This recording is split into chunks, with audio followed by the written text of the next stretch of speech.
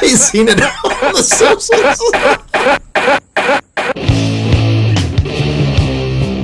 So let's start with numbers. Okay, so everybody knows. Hopefully you've read it. I wrote the essay several years ago, back in 2013. Numbers prove God, and I was just pointing out that. Remember, as I said earlier, that there are different transcendental arguments, different transcendentals, and we can kind of group them all under one big one because none of these things operate on their own. Right? I mean, it's not like numbers just exist apart from other things like concepts or symbols or words or minds. Okay? There's no realm of numbers floating out there like Plato thought that don't relate to God or that don't relate to the human mind. There's no sense in which we can speak of language or communication, for example, that doesn't also assume humans and communicators and, well, you could even argue human beings themselves, right? So, for example, if we were to talk about linguistic philosophy and communicating truths through language, right? Language is full of transcendental arguments. This is why some of the presently living philosophers who do work in transcendental arguments, they often talk about language because language is full of this kind of stuff. For example, we assume that predicates and subjects make meaningful connections about things in the world. Right? Subject and predicate in sentence. We assume that the words and the symbols used in the sentences, doesn't matter what language, refer to the same objects or concepts. Now, let's take a materialist test case to show how stupid this is from the materialist perspective. When we talk about, this was what was going on in the debate with Infidel on Boiler Room, the Infidel Pharaoh debate that we had the other day, where we were talking about scientism, and he was saying that the scientific process, finally, after a while, we got him to admit that, yes, it uses logic. Well, of course it does. There's a logical process and flow to the scientific method. Now, is logic itself the subject of the scientific method when the scientist is studying the earthworm? No, of course not. But he's using it. Yes, obviously. So we have, on the one hand, the scientist studying the earthworm, doing his hypothesis, forming his theories or whatever. And then he's going through this process of testing, experimentation, reasoning, to come to conclusions, to sort out the true evidence from the false evidence, the control factors from the anomalies, blah, blah, blah. All of this is utilizing logic. Okay? So logic is obviously assumed in the process of scientific investigation. Edmund Husserl wrote a whole 2-volume book called Logical Investigations to show and argue and spend hundreds of pages pointing out how the scientific method presupposes logic. Of course it does. But now it's not immediately under the empirical purview, is it? No, of course not. So what's going on here? How do we explain this? Well, without getting too difficult or deep into, what can be at times very obtuse discussions or debates, just simply put, in order for this process to at all make sense, there's a whole host of things that are being assumed in the process of just something like a scientist going through and studying earthworms to come up with some conclusion. And it doesn't matter whether the scientist knows about this process or he's thought about these questions or not. It's still there, right? This scientist, he may have never had a class on logic, right? Most of the time when you debate these guys, it's like they haven't. They've never had a class on basic logic, right? Because not only do they fail at basic logic and informal fallacies, they're also not able to ask more abstracted questions about logic itself. What is the number 7? What is logic? And what do they always say? It's a social construct. Humans made it up. Now, this is so stupid that it's hard to believe that intelligent, high IQ people believe this. But they do. And they defend it because they need to defend it. Because as soon as they give way on this question, they're immediately conceding the possibility that not everything that exists is material. So they're committed to, guess what? A dogma. Everybody has their presuppositions and presupposed dogmas that ground their systems. Now the problem is that their system is incoherent. It doesn't make sense why it's grounded. Our system is at least coherent, and it makes sense. It doesn't mean that everything in the system is perfectly explained. We don't know everything about our belief system. We don't know everything about God's actions here and there in the past, but we can offer a justification for why there's regularity in nature, which is something the scientific method presupposes, which is something that no atheist can justify. So if we were to think through again, like infidels' approach to the scientist in the lab, the scientist is interested in the pragmatic questions of the things that are before him. Of course, nobody denies this. However, the philosopher of science, and we're engaging in philosophy of science right here, is asking a more abstracted, higher level question about what is going on in this process here. And this is the same process that all scientists engage in all scientific methodology, obviously. What does it assume? Well, it assumes all kinds of things that are not presently under epistemic purview, or empirical purview, I should say. So, for example, when he gathers his specimens, he groups them together according to a category which he believes properly describes earthworms. Right? Earthworms, he thinks, are a existing group of things that he has properly identified earthworms from non-earthworms. Right? He didn't let snakes sneak in there. There's no baby snakes sneaking around. He's properly identified the specific species of earthworm that should be investigated here. He's assumed that he has the ability to operate in the external world to do this, right? That he's distinct from the external world, right? That he's not just another earthworm, right? So he's assumed that scientific method is a process that's going to, in some way, teach him, no matter how limited he wants to have it, the scope be, it's going to teach him something about the external world, right? It's not just a phantasm, right? He's not working with dreams that he's dreaming up about earthworms. He's actually working with, substantial, physical, real, living earthworms. He assumes that there is a meaning that's going on in this process, right? Not only is he assuming logic, he's assuming meaning. This process has some kind of there's some meaningful aspect or venture at work here that's going to, in some way, he thinks, contribute to the approximation of truth, right, as it relates to the natural world or earthworms or whatever. He assumes that this filtering method of scientific process is going to, even if he doesn't think his theory is true, it's at least going to contribute to the true being discovered, right? So truth is presupposed, some epistemic metaphysical concept here. Universals are assumed by the fact that he thinks he can delineate earthworms as this group of things, that they all possess certain categories distinct from other groups of things that don't, right? So even if he doesn't believe in universals, and none of them do, 99.9% of them don't, they're still acting as if universals exist, right? That there are categories of things that possess essences. Even though he thinks they don't, they're just atoms in a certain configuration, just random atoms and molecules that just sort of came together in random configurations. They don't have any actual meaning, but we're going to pretend that they do. So are you starting to see the pattern here? Logic, meaning, meaningful connection between terms, symbols, and objects in the world, universal categories, essences, all of these things he does not think they're real. They're just useful tools that we will operate as if they are real, even though they're not. And we're going to explain the external world, even though we can't really explain it. We're going to approximate it. We're going to act like it's a movement towards, quote, truth, even though it's not really truth.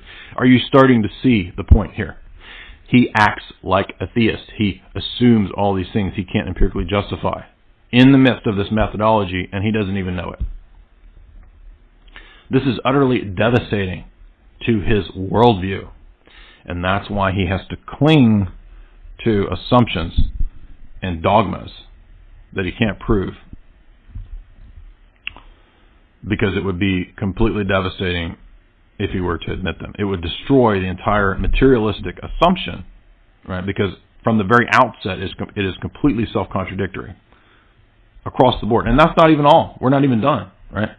What else is assumed here? Well, it's assumed that this scientist himself has a consciousness that is in some way able to connect events from the past that go into his present interpretation of the worms in front of him, doesn't it? Well, of course it does. All right? He's probably spent 20 years studying earthworms.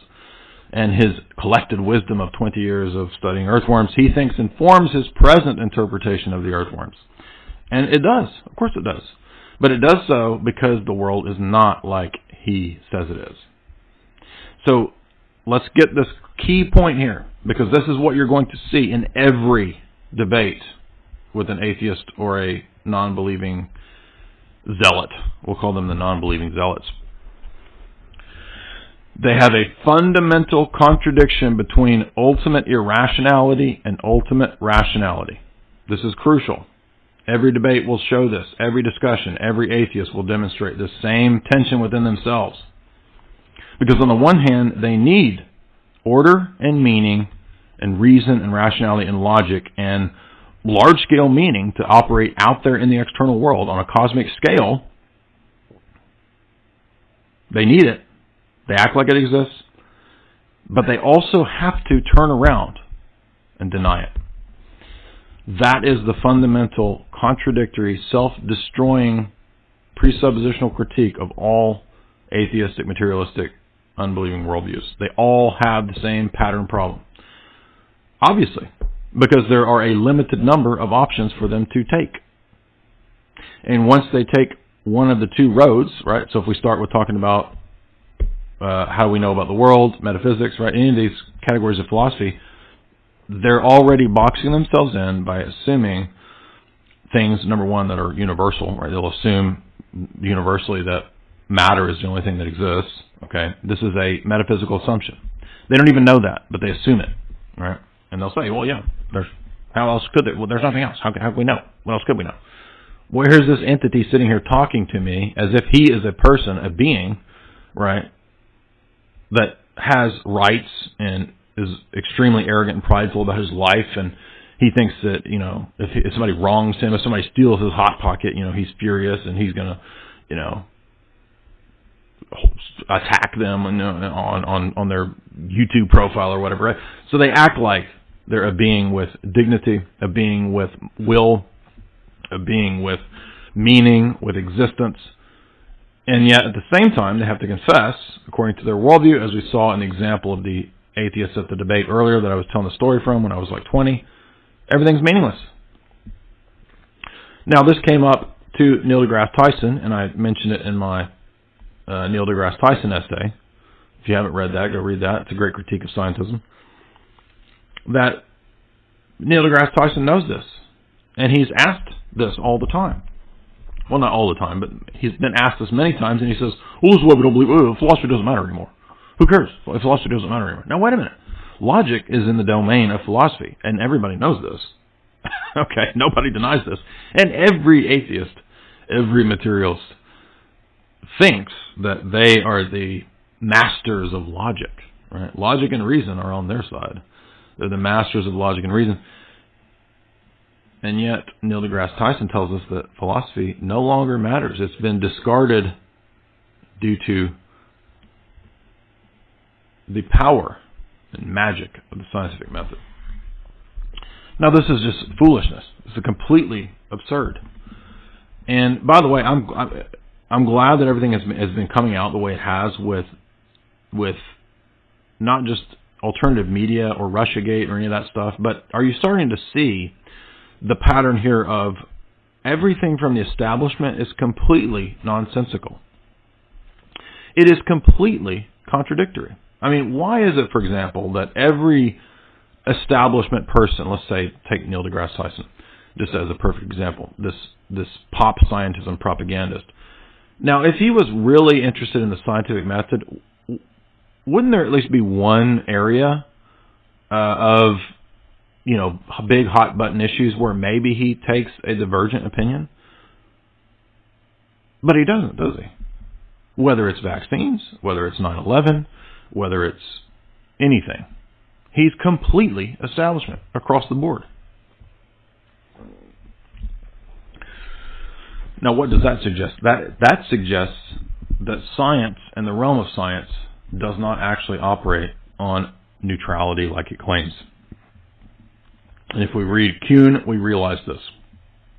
Now, Kuhn is wrong because in Structures of Scientific Revolution, he realizes that science does not have the neutrality that it thinks it does, and he adequately proves that it does not.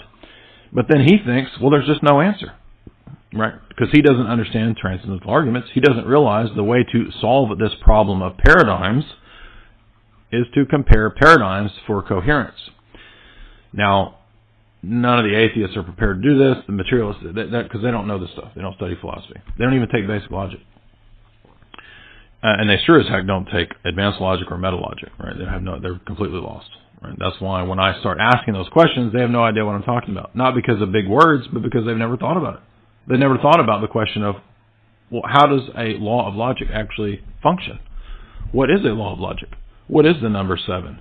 Where is the number 7? How can the number 7 be? Now, when we start to consider numbers, and this is something that even these clowns, if they could read Plato, they would get some insight here, because at least Plato realized this. I'm not advocating Platonism, by the way. I'm just saying Plato realized, hey, wait a minute. The number 7 is not over there. The number 7 is not in my mind. Now, it could be in my mind, in terms of, like, I have a mental picture of it, or I think about it, right?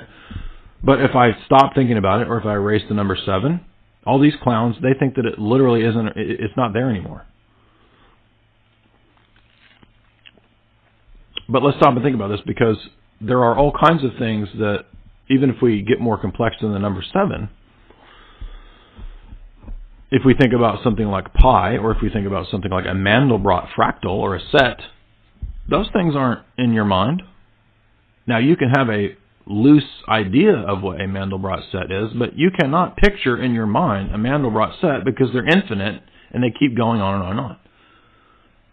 Now, so the reason I always bring up Mandelbrot sets, this is an easy way to show the stupidity of these people who claim that numbers are social constructs. There's no society that's socially constructed a Mandelbrot set, goofus. By the way, they're reflected in nature. The Fibonacci sequence is not something that is concocted in the human mind.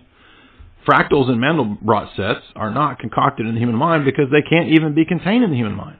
And this is so stupid. This debate was already had centuries ago when it was pointed out to empiricists who believe that man is a tabula rasa. They said, wait a minute, a Chiliagon, you can't fit a Chiliagon. You can't picture that in your head. And if you can't picture it in your head, then you can't believe that it exists. But it does. It's a real geometric object. And this refuted the naive empiricists a long time ago. Of course it does. There's no answer to this if you believe that man is a blank slate tabula rasa and mathematics is a pure social construct. This is retarded. A Chiliagon is a 1,000-sided polygon. Can you image that in your head? No. Obviously you can't.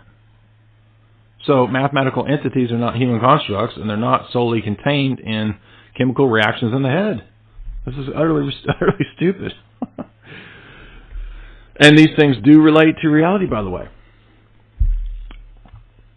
How do we know that? Well, the easiest way to show, you can make this argument actually about any number or number set, but the easiest way to show it is that Mandelbrot fractals were not discovered until there were computers strong enough to zoom into them to, the 1,000th power or whatever.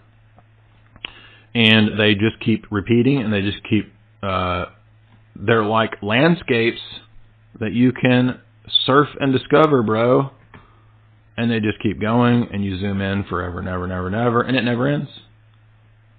And they create new patterns. And guess what? It's all based on basic set theory. You can plot out this diagram here. See this black sun? You can plot that out on a basic XY axis. And that's what creates this. And you can, guess what? Zoom and zoom and zoom and zoom and zoom, and it repeats. Did you know this? Okay? Now, why do I say all this? Because this isn't created by a social construct or in somebody's head, dummy. Obviously.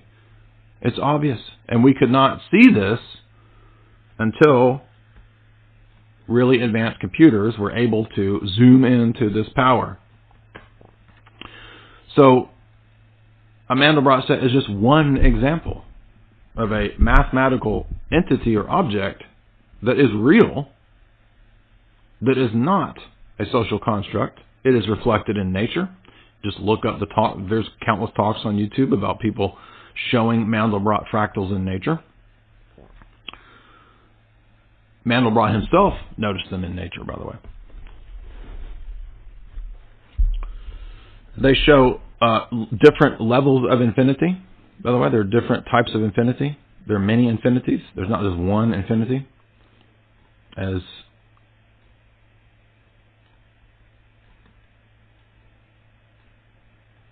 we know from mathematics. So the point is that this is one bona fide, undeniable, obvious example of a straight up, knockdown, irrefutable proof that mathematics and the principles behind mathematics and set theory and very advanced mathematics are not human social constructs. They're discovered. Human social constructs are made up. Okay, when Mandelbrot discovered this, it was a discovery. He did not make this up. Okay, two different things. But the dum-dums and atheists, they literally think that mankind made up numbers. They just created them. They're social construct. That's how stupid this view is.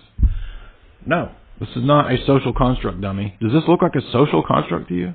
Do you think we all just got together and decided, I will decide, let's social construct this from my brain because my brain is good.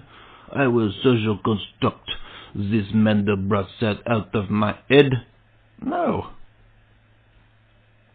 Anyone intellectually honest with themselves can recognize that this is not a human social construct. Mandelbrot did not make this up out of his head. He discovered this. And as Roger Penrose says, most mathematicians who do hardcore, serious mathematic research, they all pretty much seem to realize that they're not inventing things, they're discovering things. Yes, Penrose says that in the Mind of God book by Paul Davies. There's some really great quotes, by the way, about Penrose in there. And if you look at Penrose tiling and some of the talks of Roger Penrose, he makes these same points. He says, look, anybody who knows anything about numbers and set theory and Mandelbrot sets, they know that we didn't make these up. Okay, they're not social constructs. It's retarded. How could you think that's a social construct? If it was a social construct, then other societies who use basic mathematics would have different mathematics. Okay, now we're not talking about the abstract questions of like different mathematical theories that sometimes, are non-Euclidean or what. That's a different question. We're talking about the basic tetractys of, the ordinal numbers and how they relate to the external world, right? Everybody in every action presupposes things like 1, 2, 3, 4, 5, right? So primitive societies, when they were trading, rocks for boobies, they were trading 5 rocks for 2 boobies on that slave girl, right? So they're utilizing basic numbers. That was not a social construct that changes from that society to our society. But what did Infidel say? He said numbers are social constructs. And yet Infidel was laughing at the social justice warriors a few days earlier who think that logic is a social construct. No, I'm sorry. Basic logical principles and numbers do not evolve, and they do not evolve from other societies.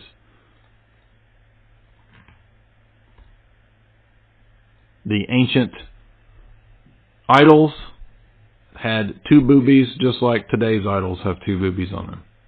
Unless you're watching Total Recall and it has 3 boobies. I'm just being silly. But, yeah. So, are we starting to see the point here? So now when we understand math from that vantage point, right? Speaking of basic math here. And then when we look and we understand that mathematics doesn't just exist in the human mind. There's some sense in which it also transcends the human mind to apply to the external world. Now, if that's not true, then the equations that we use to build bridges and computers and rockets wouldn't work. But they do. And they do work because they do translate to applying to the external world. But now, if we took the view of the atheists, then the numbers, so-called, that are just chemical reactions in our head, right? They're not only are they not real, they're literally equated to chemical reactions in the head. When I'm thinking of the number 7, and when Infidel Pharaoh is thinking of the number 7, he's acting like we're actually tapping into some abstract concept.